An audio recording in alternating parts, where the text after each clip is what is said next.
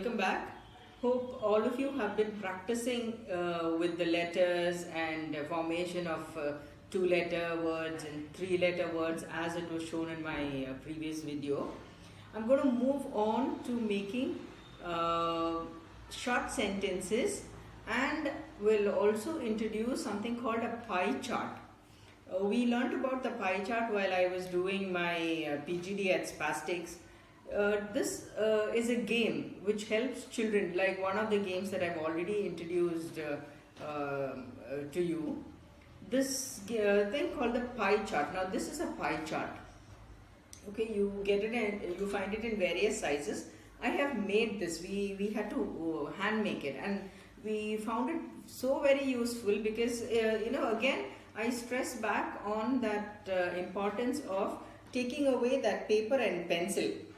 It's so important that this paper and pencil is not so strictly introduced if you would like your child to learn like the way you really want the child to learn. So today it is called play, way, method, and under different strategies and techniques and all that. But that's exactly how we all learn. When it is a game, we learn it better. You play, you learn through a play. So now this is the pie chart which all of you can very easily make. I will show you how you can make. This I've used KG cardboard. I'll just remove this so that you can see how this is made.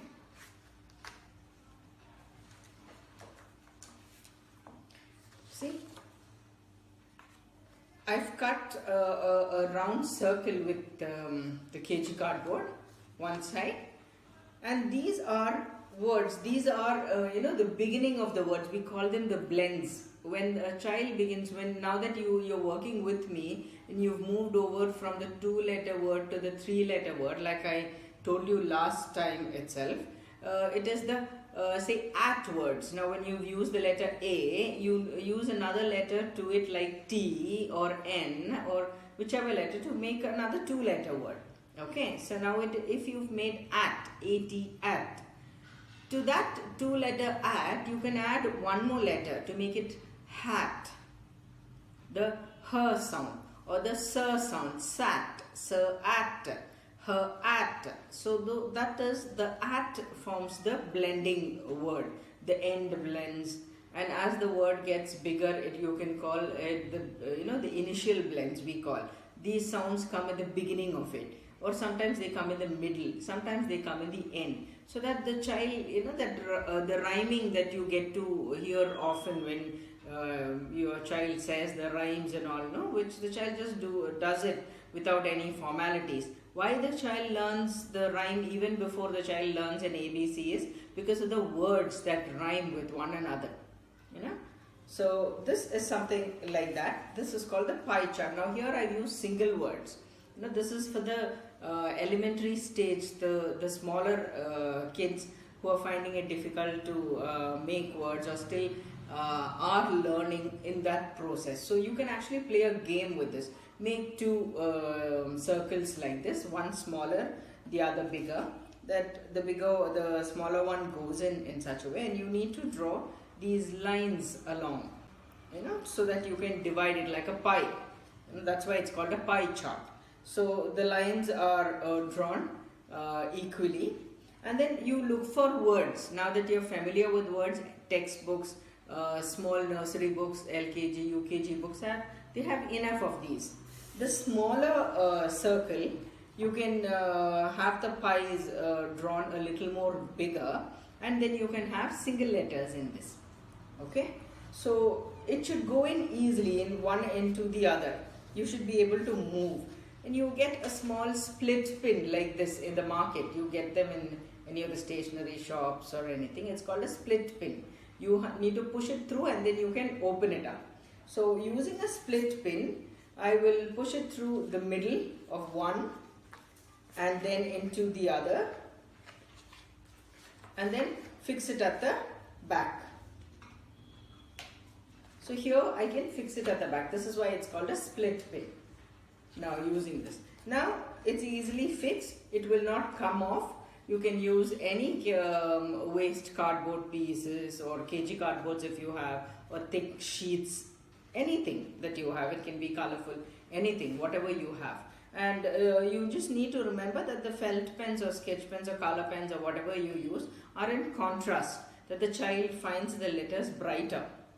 It should always, the same rule as you had it for these alphabets that you made, same like that. So the letters have to be bright to catch the attention of the child, and it should be easy for the child also. So here now, if I move this around, I can make words. Now here it is, if it is T, I need to, it's somewhere here. So I need to move it around. It's T, in, tin. It's a game. So then here, B, egg, beg. So, or B, here again, S, et, set. No? D, in, din. It can be even nonsense syllables. Even if, say, it's like S, ig, sig, r, ig, rig. The importance is given to learning the sounds. So it can be nonsense syllables or it can be any other words. But when we are beginning, we generally make words that have meanings, because the children cannot understand between the nonsense syllables like the way we can understand. Though the intention behind this is that the child learns the phonetic sound. Whichever letter the child needs to know the sound of the letter. So because the intention behind that, behind this is the phonetic sound. It's okay even if the child is making a word, the right, with the right sound also. You can say, it's good, it's fine. But then again now, if you are playing a serious game, now the child is learning words newly, and you would also like to relate the word, the meaning of the word with some object, whatever word that the child has made, like this. Now it's bat. So you can relate the word to an object than making a nonsense syllables. Though the child has made a nonsense syllable, is able to read correctly, but yet you will not be able to relate.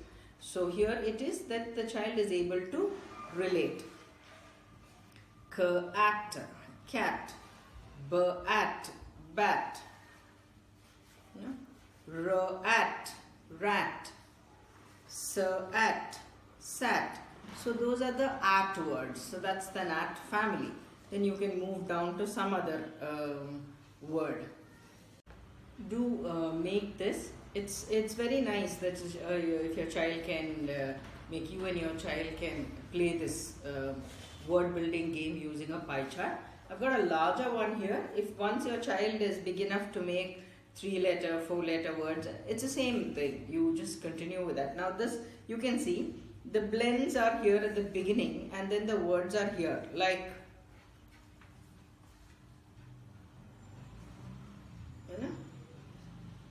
here. Sure, SH is a 2-letter word blend which comes at the beginning of the word.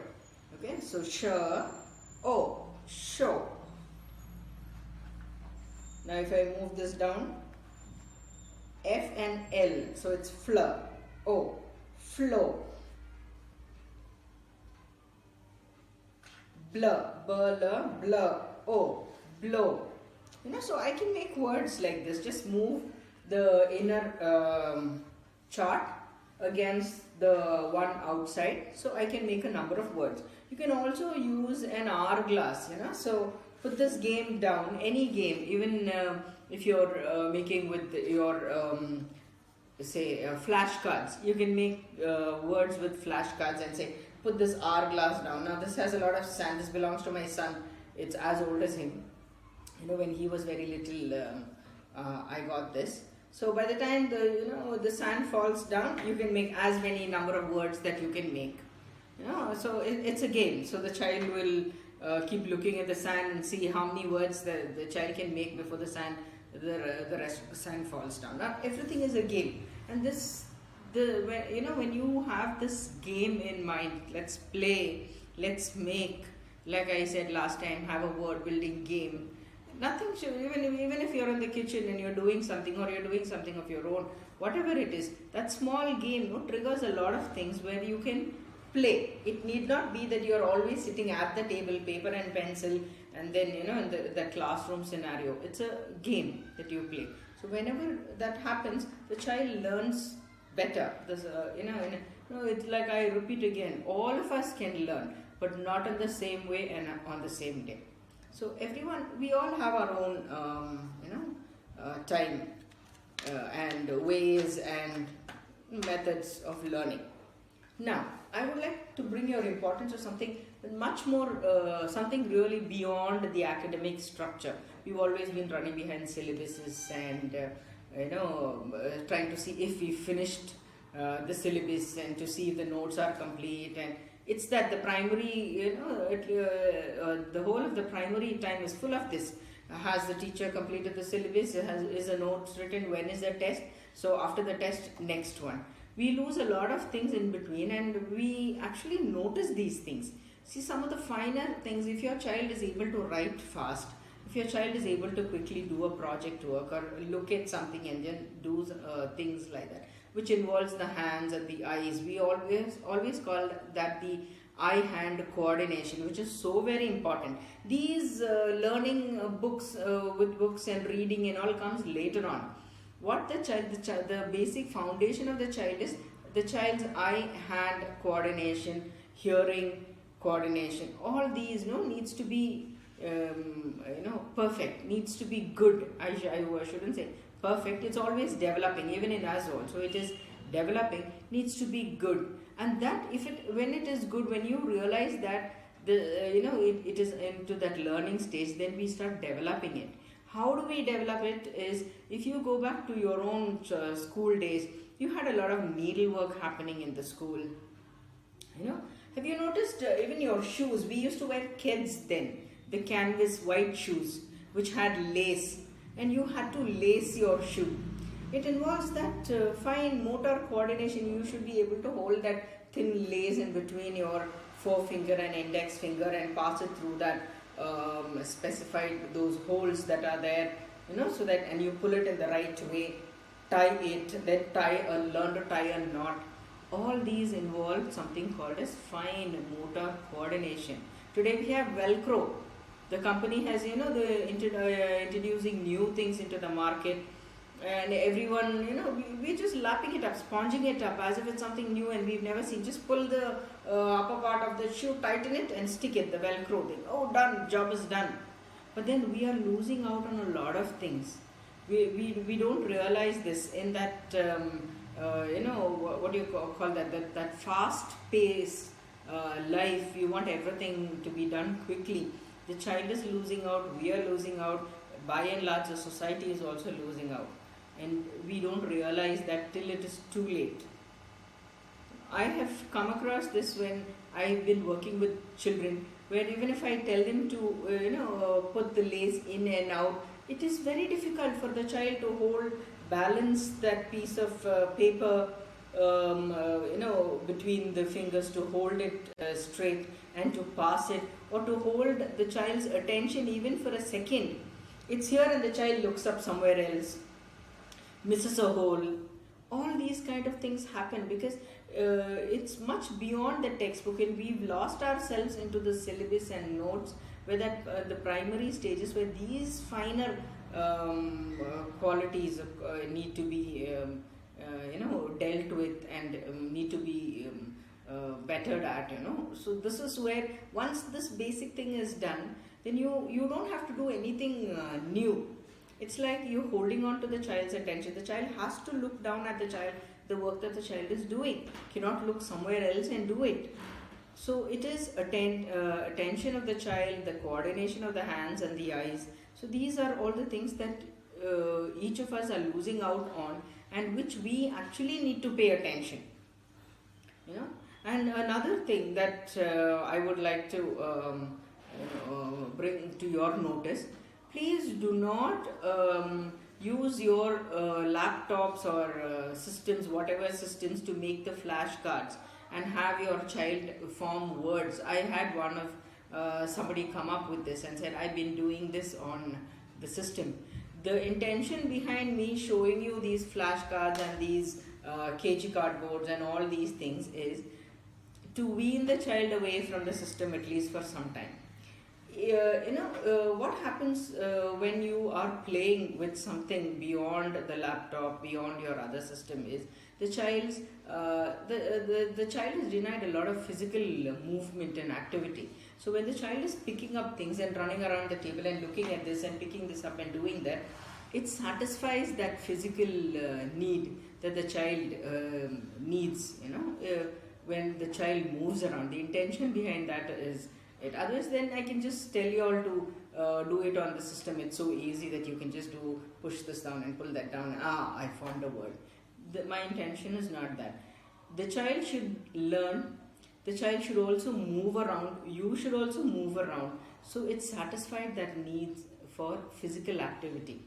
You cannot do justice to that. It's not like playing on the ground, but then the system is shut down. The child has to reach out, move this way, run around probably the table, or just lift the self up to pick up a letter from there and then sit down, move this way and that way.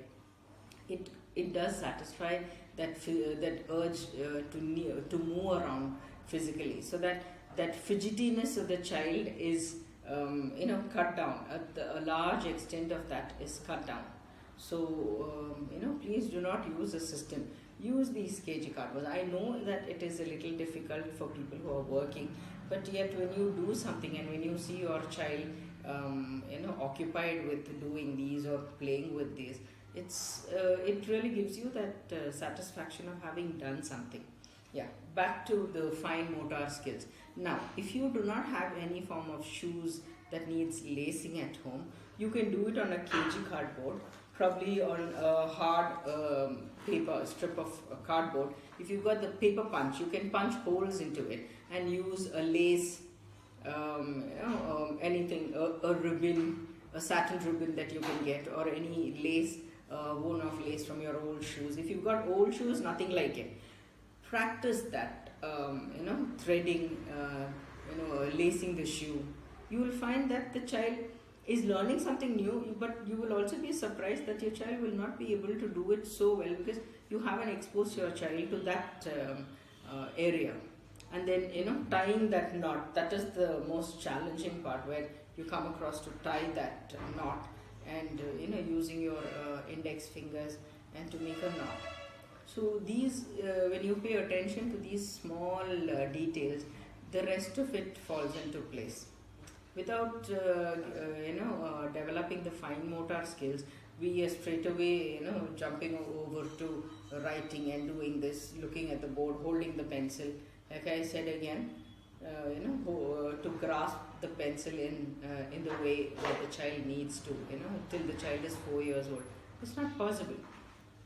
It is strenuous for the child. Now, again, you could also use, for the fine motor activities, you can use dals, lentils at home. Earlier we used to pick the little stones from the rice or from the wheat, the whole wheat that used to be bought. All these things that we used to do developed our fine motor skills and that eye-hand coordination, where we had to look very carefully the difference between that black little stone or a piece of rock in that thing of rice that was there. You can mix up dals, different color, green grams, lentils, all these things you can mix up and ask them to separate. Put it on the ground, put it on the table, put it on some hard surface and give them small katoris or anything that you can get around where they can separate, pick them up using their, the thumb and the index finger. So these kind of things will help. Now, this is a bigger one that I have done. When your child gets better with 3-letter, 4-letter words, this is the pie chart that you can do.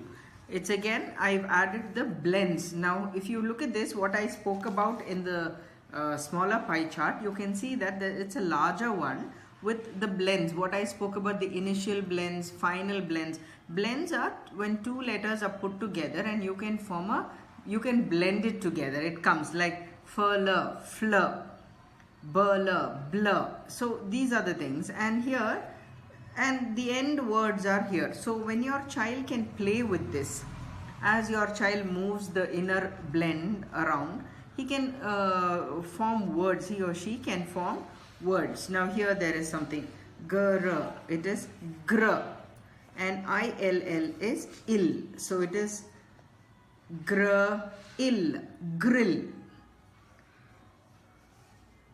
Okay.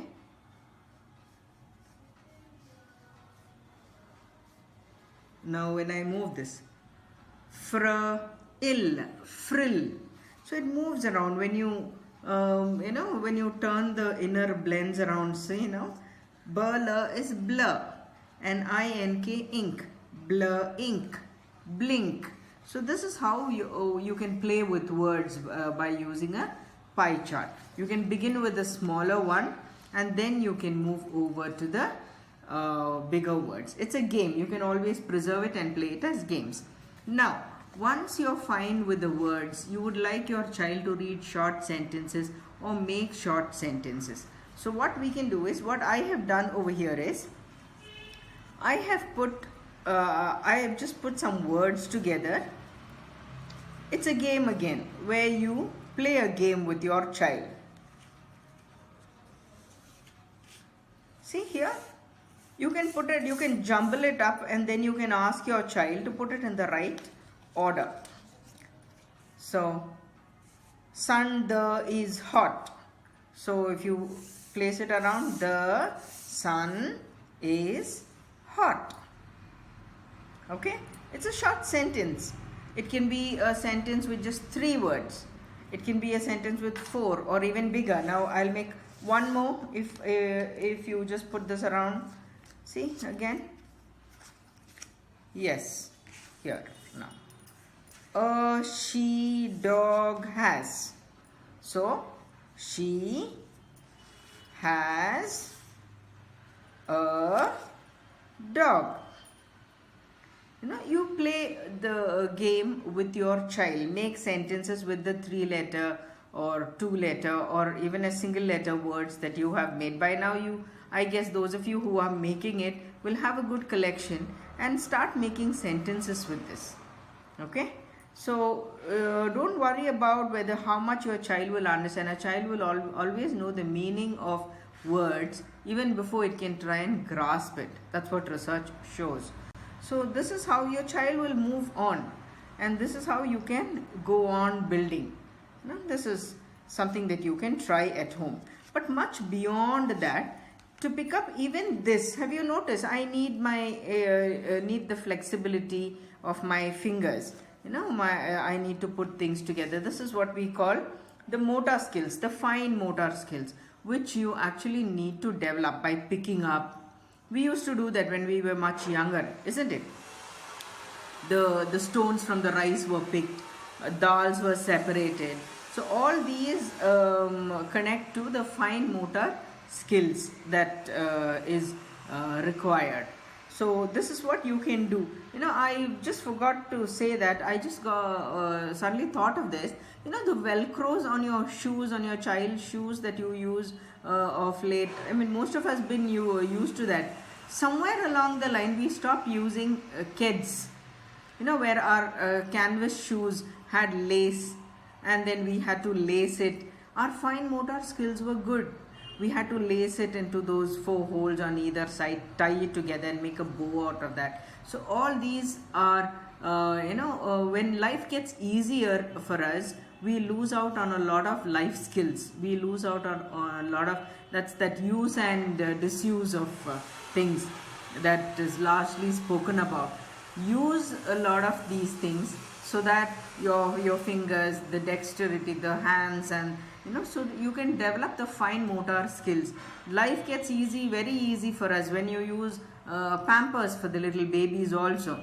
The child does not know when the child has to empty his or her bladder, and bladder control takes a longer period of time. It's much more easier.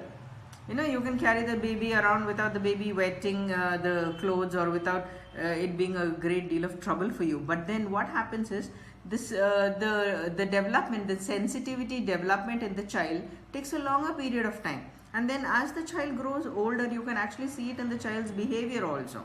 We being in school, we see a lot of children, when children brush against us and go, or sometimes even they step on our feet and go, they do not know they've actually stepped on our feet. The sensitivity factor is very low in that. And that, when you look back, it's responsible to the way they are in their childhood, in their much younger period of time. So all that is because of the kind of life skills that we have brought that change upon us. So as much as possible, if you could give in a little attention to this, and we complain about these skills not being developed later on in life. Didn't you know? Haven't you seen? Don't you know how to pick up? These are the comments that we comment later on.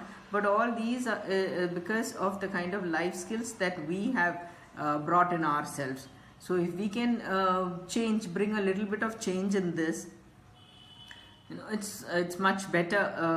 Their sensitivity or their fine motor skills will develop in a much better way. Thank you. Hope all of you would try these things out, keeping all these points that I have said in mind. It's a small change. When we bring a small change in us, it brings a big change in their lives. Thank you and happy working.